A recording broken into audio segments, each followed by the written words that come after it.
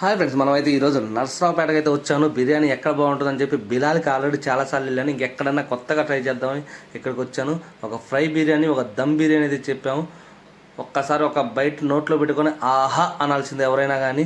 Quantity కూడా ఫుల్గా ఇచ్చారు. మొత్తం ఫుల్గా తినలేకపోయాము, అంత హెవీ అయిపోయింది. ఇదైతే రౌండ్ టేబుల్ రెస్టారెంట్. ఈ రౌండ్ టేబుల్ రెస్టారెంట్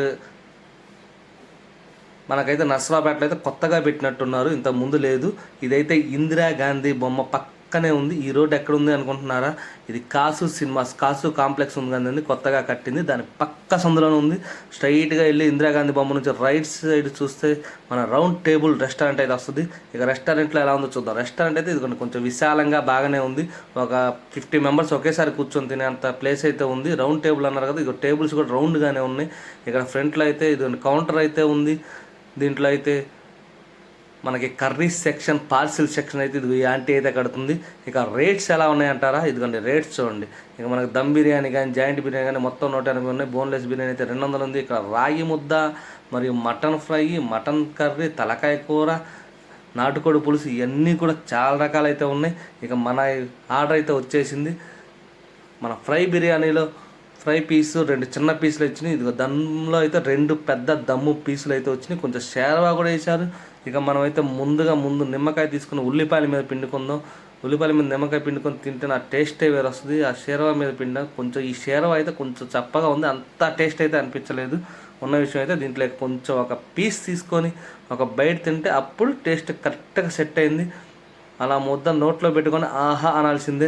ఇక మన గోంగూర అయితే ఇక మస్ట్ అంటే అంత బాగుంది టేస్ట్ అయితే. ఇక ఆ తర్వాత అయితే మనం దమ్ అయితే చూద్దాం. దమ్ పీస్ అయితే అలా పట్టుకుంటూ ఊడొచ్చేస్తుంది, మెత్తగా ఉంది. కాదు కొంచెం వేడి తగ్గటం వల్ల టేస్ట్ కొంచెం అటు ఇటుగా ఉంది, కానీ ఇంకా బాగుండేది వేడిగా ఉంటే. నెక్స్ట్ మనం షార్వాలోకి వద్దాం.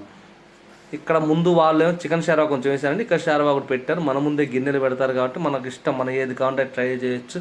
ఇక దాంట్లోకి ఒక్క పీస్ తీసుకొని ఆ షార్వాతో అయితే ట్రై చేసాం. టేస్ట్ అయితే బాగుంది. ఇక నెక్స్ట్ కట్టా అండి. కట్టా కూడా సూపర్ టేస్ట్ అయితే ఉంది. కట్టా లెగ్ పీస్ ఆ కాంబినేషన్ వేరు. కొంచెం దమ్ము పీసు కన్నా ఫ్రై పీస్ అయితే చాలా టేస్ట్గా ఉంటుందని టేస్ట్గా ఉంటుంది.